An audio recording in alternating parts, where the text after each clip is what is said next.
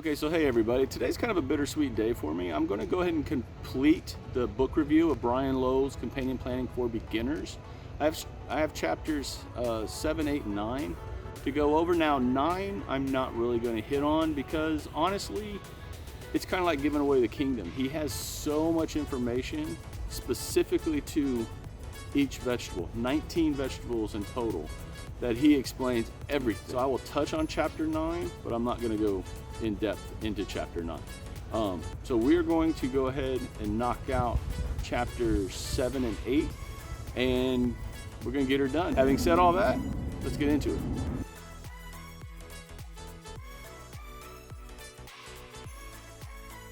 Okay, so chapter 7 is all about calling in the troops, attracting beneficial insects. Now, I don't know what your level of gardening experience is. I'm a beginner, and to me this is incredibly important because without, say, pollinators, well, nothing's going to get pollinated. If you have a bunch of pests and you're trying to garden organically, then the best thing to do is to send out the bat signal and get beneficial insects to your garden to take care of your pests. So this chapter is great. Now, right off the bat, he goes into detail about explaining his way of getting to the point of putting away chemicals and focusing on truly organic gardening, i.e.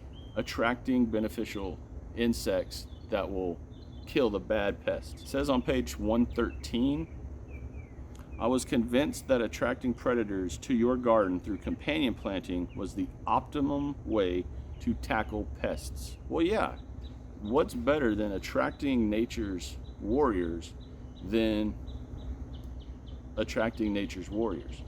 Bring in those pests, bring in the hoverflies, the lacewings, the ladybugs, bring them in naturally and organically, as opposed to spraying everything with neem oil or BT or 7 Dust. Don't use 7 Dust. So it totally makes sense what he's saying there. Now, also on page 113, he states right here at the top, it all begins with planting the right companions at the right times to attract the right predators to prey on the right pests and on the right plants. Again, he nails it. This is companion planting right here. Plant plants with plants that will benefit each other, and not just from a tall plant giving a shade loving plant the shade it needs, but planting a plant that will bring in the correct insects that will prey on that plant's natural enemies. So right off the bat, we're right into the heart of companion planting. For me, I think this is the biggest thing for companion planting. Creating that biodiversity in your backyard or in your garden. Even if you have a container garden, say on your patio, you can still companion plant and still attract the correct pests to your patio. So don't get limited with, oh, I've only got this little tiny garden. Hey, companion plant. It will work. It will work.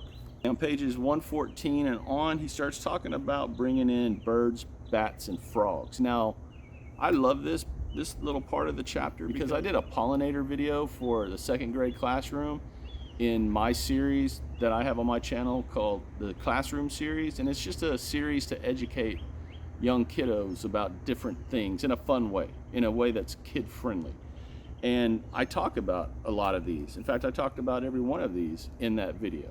So I love this because I hadn't read this part of the book when I made that video.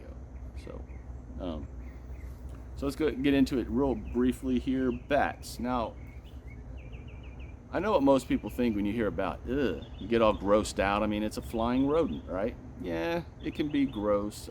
I can understand how people can get kind of freaked out by a bat. But you got to understand something. Most bats are insect bats. They prey on insects. And you want bats around because they're tearing up mosquitoes at night and other pests, but they slay mosquitoes. And here's an example. One bat can eat up to 8,000 insects in a night. Think about that. That's good to go right there. And in North America, the majority of all bats are insect eaters. In fact, they'll consume 1/4 to 1/2 of their body weight each night in mosquitoes and moths. So think about that. Let's just do an example here. If you're a bat, right, and you're 100 pounds, you're eating 25 to 50 pounds worth of mosquitoes and moths that night, each night. Let that sink in. You want bats around. Birds, we all know how birds can be pollinators and they can help a garden, and we all know how they can also destroy a garden, especially ripe tomatoes that are red. You got to put up that bird netting, but that's a whole nother discussion, right? Frogs, snakes, and lizards. Now I know, hey, I just said the S word, right? Snakes. As much as most people don't want to hear this, snakes are actually beneficial. Now, of course, if they're poisonous, they need to go, especially if they're around your garden or in your backyard. They got to go. Poisonous snake, sorry, it's going to meet a bad end. But for the majority of snakes in this country, they're not deadly. They're not even harmful to humans. They don't care about us. They want to be left alone to find a frog or a rodent or, whatever they eat. They don't care about us. Now, I know having said that's not going to change people's phobias of snakes, but again, got to keep everything within reality. They don't care about us. So let's focus on the good stuff here. Lizards. Now, we've all seen lizards all around our gardens, right? The little green anoles that are everywhere. So you want lizards. Frogs, of course. Frogs will eat everything. Anything that it can get in its mouth, they're going to eat. Good or bad, they're going to eat. And you want frogs around, if you have them. Like if you say you have a water feature, like he talks about in here, that will attract frogs and keep them in your area, well, they're going to tear up pests at night. Or during the day, actually. So, and then, to get back over to snakes real quick, snakes eat things like slugs, snails, mice, rats, squirrels, moles, and gophers. So if you have like a slug problem, I'm not saying go find a bunch of snakes for your backyard. But I'm saying kind of leave them alone if you see them. They're not going to bother you. Just verify that they're not poisonous. Okay, so once we move further into the chapter of chapter 7 here, he starts talking about companion plants for attracting beneficial insects. Now, I think this is the heart of companion planting to me. You are going to want to plant plants that attract the right type of beneficial insects for the vegetables that you're planting, and also basil. Now, I did this last year not knowing it because I had heard, hey, plant basil around tomatoes and your nightshade plants, and I let them all go to flower. Now, right over here, I have a purple basil growing, and right here behind me, I have a green basil growing because I have my single seed challenge plant tomato plants right here. They're spoon tomatoes. Now I'm letting them go to flower, right? Last year, my basil plant that was in this corner was about 3 foot tall by the time I took it out. And it had flowers everywhere. And I couldn't even walk, honestly, around this corner of the garden without honeybees being all around me. So basil is great if you plant it at the right time. Now, this year, I've already done it wrong. I planted basil after I'd already planted the tomatoes. So my basil plants are all small over there where all my big tomatoes are. You want to plant your companion planting plants before you plant, say, your tomatoes. So you want to give your companion plants, the ones that are going to bring in those beneficial insects, a head start on the plants that you want to harvest fruit from or vegetables from. Same thing, fruit. Basil is a great one because for basil, it will cover the smell of tomatoes. It helps confuse, say, the moth that lays the eggs for the tomato hornworm. It confuses them, sends them off, and they'll go off and find another garden, which for me, I want them to go find all the other gardens, not this one. Just being real. So basil is a great one to plant for that reason. It covers the scent of, say, tomatoes. He also talks about carrots here. Now, I like this idea because I let one carrot continue to grow after I did the carrot harvest a couple weeks ago. And that thing is right over there, and it is huge. It's like 4 foot tall. It's got all these beautiful flowers on it, and every time I'm out here, it's got little hoverflies all around it. But within the carrot family, and I didn't know this, it's on page 117, carrot, celery, cilantro, dill, fennel, parsley, and parsnip are all part of the same family. So if you let any of those go to flower, you're going to start attracting all the beneficial insects that you want to help patrol your garden. So right here behind me, if you can see that big plant right here, that's a dill plant. It was a volunteer dill plant. I don't know where the seed came from because I never put dill over here, yet it grew. So I don't know.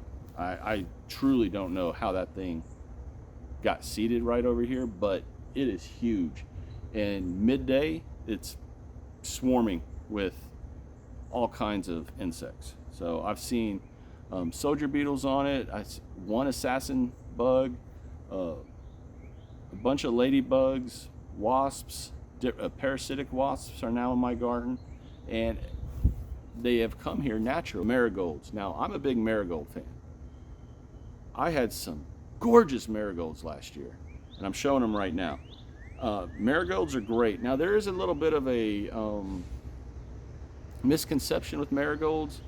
Marigolds help your soil whenever they're tilled up, ground up, tilled up, and planted in your soil. So as an example of that, he says it right here on page 120, marigolds do repel root knot nematodes. However, not as a companion plant, but as a cover crop that is grown to maturity and then tilled into the soil a few weeks before the crops are planted. So if you have a bunch of marigolds growing throughout your garden, they're not fighting the nematodes while they're living.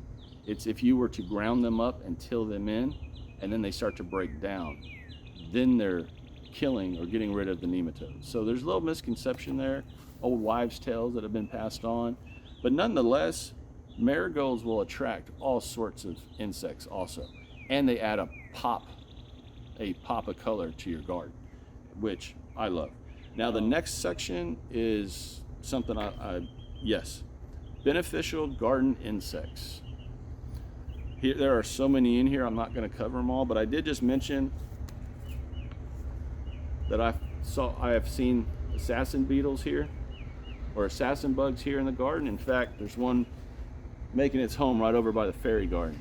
I left it alone last night. It was doing its job, so hey, do your thing, buddy.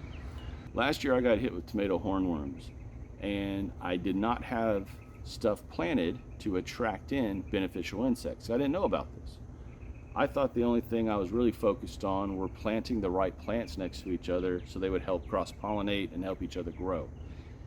I didn't really understand companion planting, not like I have after reading this book. Now, hoverflies, as you can see in the picture here, kind of look like a small bee, but they're not. They have the face of a they have a face of a fly. So when you see them, just leave them alone. They are actually doing their job. They're warriors. And they are attracted to fennel, dill, cosmo, and the sweet alyssum. So these are the ones you want. Hoverflies are great. Ladybugs, I'm not going to go into ladybugs. We all know how beneficial a ladybug can be to the garden. Now, a parasitic wasp, right there. Kind of looks like a creepy little wasp, right? But aphids, whiteflies, leaf miners, and a host of caterpillars, these things feast on. And what they do is they'll lay their eggs on their prey, like you can see right here with this tomato hornworm. And when all those little eggs hatch, they burrow into the worm and eat them from the inside out. Now, I know that's vicious, but it's nature. It is what it is, right? It's nature. Nature is cruel. Or nature can be very cruel. I'm going to finish with two more insects here. One is the praying mantis. Now, how many have seen praying mantises in your garden? I've had two last year, and I've already got a baby one this year right over there in that area. Or that's where I saw it the other day. These things are great. Leave them alone, let them kill. Let them kill. Now, the one thing about a praying mantis is that they will eat both good insects and your bad insects. So, I mean, that's nature, right? They're gonna eat what they want to eat. And then spiders. Now I know, just like snakes, you say spiders and people kind of freak out a little bit. If they're in the garden, leave them alone. Let them live, let them do their thing. Now, if they're in your house, you make your decision on that. But if they're out here in the garden, we all know what they do. They eat insects. So just let them do their thing. That's the way I look at it. And then he finishes this chapter with talking about providing homes and habitats for your pollinators. And one thing that he mentions is making a bee motel. Now, if you look right over here, I actually have a bee motel right there. And it's designed for other insects also. But that's an example of a bee motel. There are a million ways to build a bee motel if you want to. And I think this is a great idea for, like, say, a summer project. If you want to do something with your kids, grandkids, kids that you're babysitting, whatever. Do a project like this. Get them outside. It gets them interactive. You're teaching the kids something. You're teaching those kiddos something that is exciting, and they're getting their hands not necessarily dirty, but they're not sitting in front of a phone or a screen. They're outside. They're learning. They're sweating. They're understanding nature, and you can explain just what a bee motel is to them. But research what bee hotels are and see if it's something that you would find interesting to do, and do them. Hang them around. The one thing about them, though, is you got to make sure that they're in a position or an area where ants can't get up in there and start killing off the larvae. So you got to kind of think about where you're going to place them. So that's it for chapter 7. So let's move on to chapter 8, which is kind of a short chapter. Okay, chapter 8, we're talking about weed management. Now, this is not a super exciting chapter, but it's incredibly important because we all know what weeds can do to your backyard with, dandelions, or to a garden. I mean, weeds are bad. So, but let's talk about what exactly a weed is. Now, right here on page 140, and this is a funny way of explaining a weed because I never thought of it this way. Technically, a weed is any plant that is growing where you don't want it to grow. Pretty simple, but it makes sense. If you don't want something there, technically, you can think of it as a weed because it basically is. You don't want it there. So, and I love that. Page 142, he starts talking about using mulch to control your weeds. Now, I used to work for a mulch company, and one of the things that we would explain to customers who would come in asking about the benefits of mulch are pest deterrents, weed control, and keeping the soil moist. Weed control is part of it.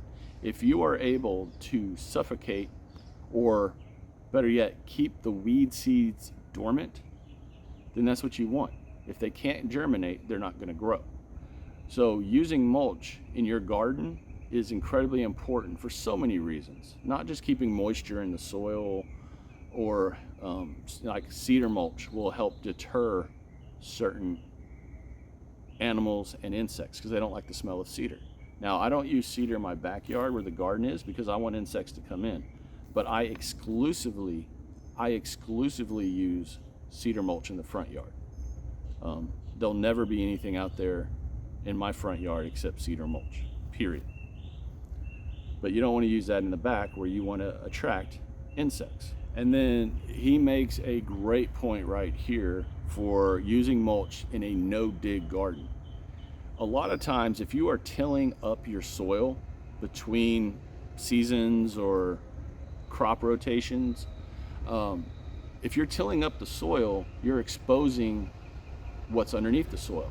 So if you have a bunch of weed seeds under your soil and you're tilling them up and then not mulching, well, you are introducing a brand new a brand new class of weeds to your garden.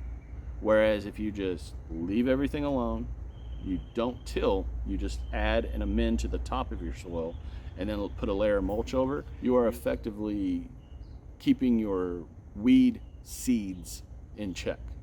Make sense? And he talks about it right here on page 142. Okay, now I said this was a short chapter. It's like 7 or 8 pages, I think. And the thing that he finishes with on this chapter is companion planting for weed management. Now, I'm going to be honest, I've never heard of this. It's a term called allelopathy. Again, I hope I'm saying that correctly. And basically what it is certain plants will put out a chemical into the soil that actually inhibit weeds from growing. Now, I didn't know this literally until I read this book. I've never heard of this at all. But cucumbers, for example, is a type of allelopathic plant. They exude chemicals into the soil that deter weeds from growing. So there's another way of planting a plant that actually has more than just the benefit of getting a cucumber off, but it's also helping deter weeds from growing in that area. I think that's really cool. I'm going to do more research on that. I've just never heard of that before, and that's a really cool thing. But hey, that's it for chapter 8. I told you, super short chapter. I think the biggest thing that I took from chapter 8 in this book is the mulching aspect. You want to lay down mulch, period. There are a million reasons on why it benefits your garden, but this is just another example of something that you're doing, of a method that you're doing for one reason, say keeping moisture in your soil, that has the also added benefit of keeping weeds out and deterring weeds from growing, or better yet, keeping them dormant. You know, one thing I learned last year is perspective. Looking at things in different ways, you know, broadening your horizons and your perspective of seeing things and experiencing things. And I think gardening is just another amazing example of how you can look at one thing,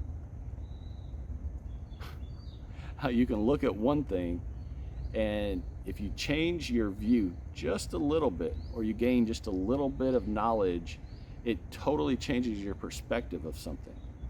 And that is kind of what was hitting me when I was reading chapter 8 about the weed management, because I thought you just hit it with Roundup. I'm joking, don't use Roundup.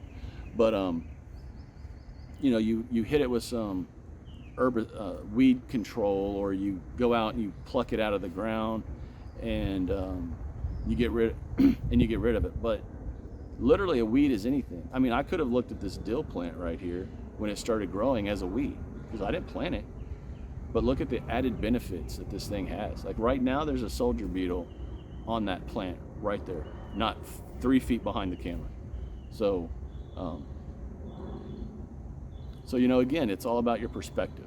And gardening has definitely opened my eyes to looking at things in a different perspective. And reading his book has also done that. Now, at the beginning, I said I was going to hit on chapter 9. So let's do that right now. Chapter 9. What better place for me to finish this video series, this book review, than in front of my tomatoes? What really took off for Brian and YouTube was a tomato video. So I thought, hey, why don't we finish right here in front of my tomatoes that are coming up really, really nicely. All indeterminate tomatoes right here. In fact, I didn't actually plant any determinate tomatoes this year. And that was not by design, that just happened. So chapter 9 is a vegetable reference. Now, what do I mean by that? Or what does he mean by that? There's 19 vegetables that he goes into detail about how to grow, just gives a lot of detail about those specific 19 vegetables. Now, again, to me, I'm not going to go through all this because it's kind of giving away the kingdom, in my opinion. I want to give an example of this chapter, okay? Because this is an amazing part of the book that I'm sure people can absolutely go nuts on as a how-to aspect of this book. So let's do artichokes as just one of the 19 vegetables that he specifically goes into detail on in this chapter.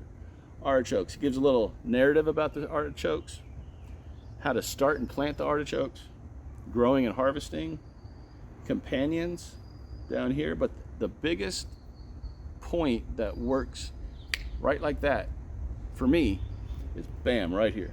And it's like this for every single vegetable of the 19. You don't have to know anything about gardening. Nothing. Literally nothing. And you can pick up this book, go to chapter 19. Go to chapter 9, and in the top right corner of every one of these pages shows the vegetable and its companion plants right there. Super quick, super fast. I mean, does it get any easier than that right there? To me, Brian, this is magic. I mean, this right here, for a beginner gardener, chapter 9 is probably the selling point for this book, and that's why I'm not going to go into detail on this chapter. Just giving an example with artichokes. But right off the bat, you can see artichoke, lavender, sweet alyssum, marigolds, yarrow, thyme. Bam, done. You know the plants that you need to plant around your artichokes. And then if you have questions on growing them, harvesting them, planting them, he explains it. And he does that for all of them. All of them. Squashes, cucumbers, tomatoes, peppers. I mean, all of them. So what I want to say about chapter 9 is, if I had not bought this book for the fact of wanting to support him and actually learn about companion planting, if I just wanted a book that has a chapter that explains, man, you know what? I'm going to grow peppers. Well, what do I need to grow with them? Oh my gosh, I don't want to read a bunch of stuff about what to grow with peppers. You can buy this book, go to page 163, and learn everything you need to know about companion planting with your peppers. Bam. With just a split second of looking at the upper right corner of that page. And you know what you need to plant with your peppers. So chapter 9, again, not trying to beat a dead horse, but if you have not bought this book, I highly recommend buying the book, if for no other reason than going to chapter 9 as a quick, say, Cliff Notes version of what do I need to plant with this vegetable or that vegetable. It does not get any easier. It does not get any easier than chapter 9. Hands down, a reference chapter unlike any I've seen before. I'm done with the book review, but I got one more thing to say. Okay, so like I mentioned at the beginning of this video, this is a bittersweet moment for me. I have not explained this in any of the other videos, the other 3 videos that I've done for the book review, but on a whim, about, I think it was 6 weeks ago, I was actually reading this book, and I thought, man, I would love to do a review. Or in fact, I had just finished this book, and I thought I would love to do a review of this book on my channel. Now, I'm new to YouTube.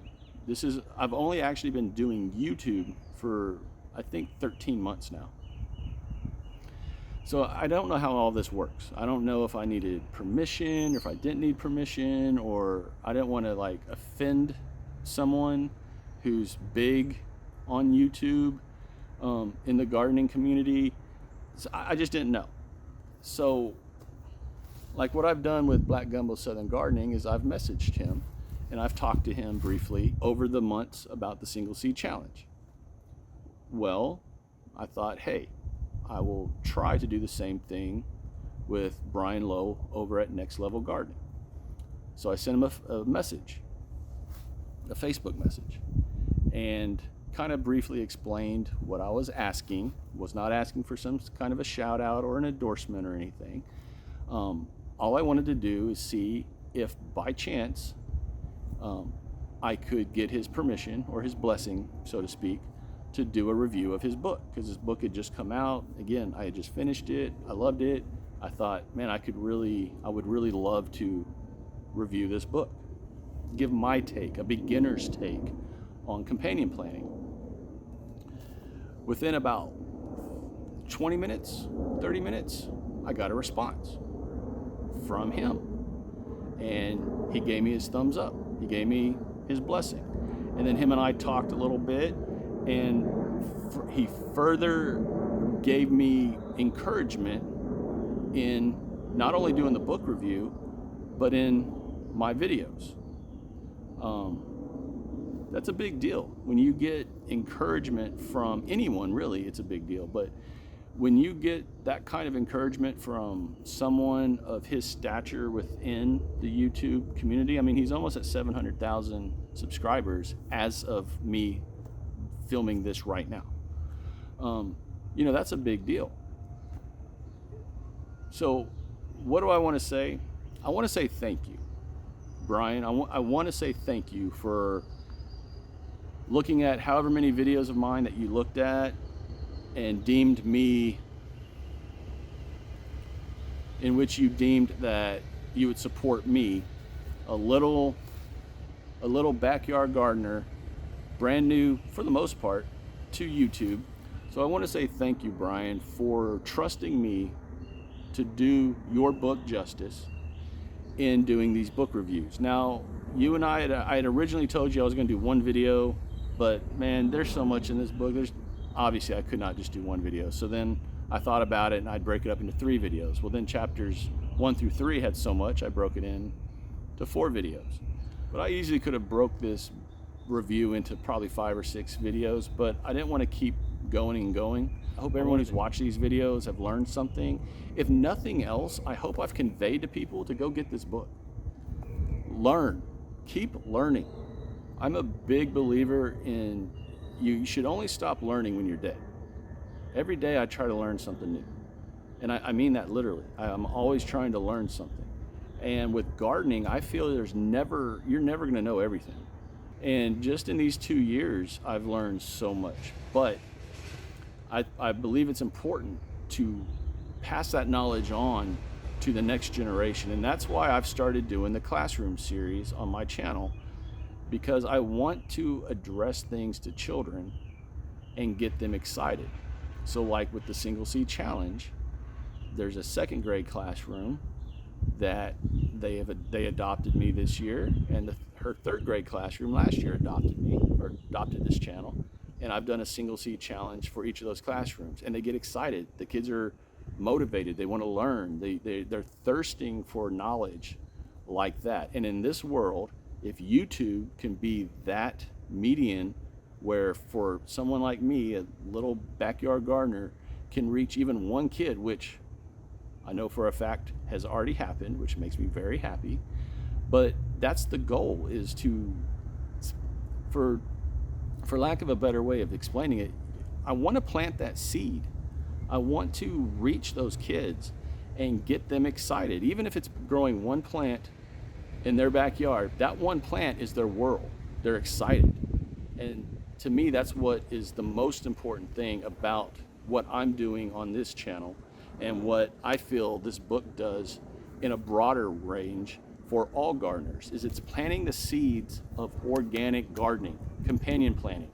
And to me, I don't think I will, in fact, for me, I will never plant in any other way except this way. And I'm just going to keep getting better at it. And this book helps. Now, to end this video, again, I want to say thank you to everyone who's watched. I want to thank Brian for trusting in me again. And I hope I've encouraged the viewers to buy this book and to just continue learning about companion planting. So having said all that, everybody, if you enjoyed this video, please share it. Like the video, subscribe to the channel. If you feel I've earned your subscription, that would be great. Check me out on Facebook and Instagram. I try to post every other day, especially spring, summer, and fall, with everything that's going on in the garden. I mean, yesterday I had frogs down there. I had a horsefly killing a wasp, and I've got an amazingly horrible but beautiful example of blossom end rot on a squash over there. So the garden never stops, and gardening never stops. So it's a way of life for me. So, having said all that, until next time, as always, shine bright and harvest hard. Bye. But I'm new. I was 42 when I started this, and I'm 44 now. Or was I 43? No, I was 42. Now I'm 44 now. Now I do have a side note. Right now, not 130 yards from my house, there is a major construction going on. They're widening the roads. They're doing just all kinds of construction. Now it's early in the morning and I'm trying to beat the construction. And I don't think I've beat them. I can already hear them doing stuff. So going to do this video and get it done because so I'm going to go through this. So I'm going to knock out this video and hopefully the construction people hold off for a little bit. See, you can hear it. So having said that, let's do it. Pollinated in order to create the fruit. Now most other plants, there'll be a male flower or a female flower, and the bee has to go from the male flower to the female flower. But with tomatoes, peppers, and eggplants, it's all inside one flower. So when the bee comes, see, I tried to beat it.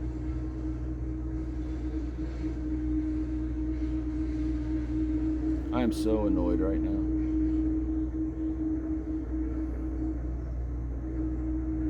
And it'll be like this all day. All day. Vegetables. You want to plant companion plants that will specifically bring in the bees or the pollinators.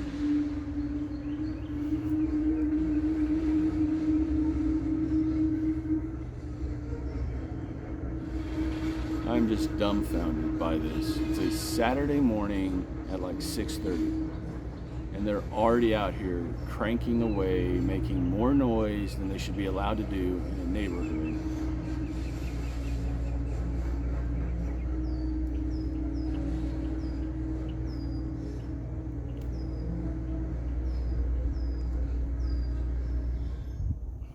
Really? Really?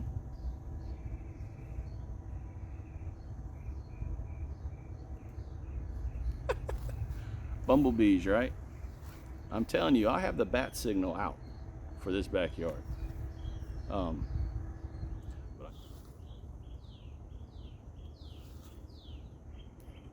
Yeah, not really wanting to see a yellow jacket in the garden, but I'm going to leave it alone. Hopefully it'll go away.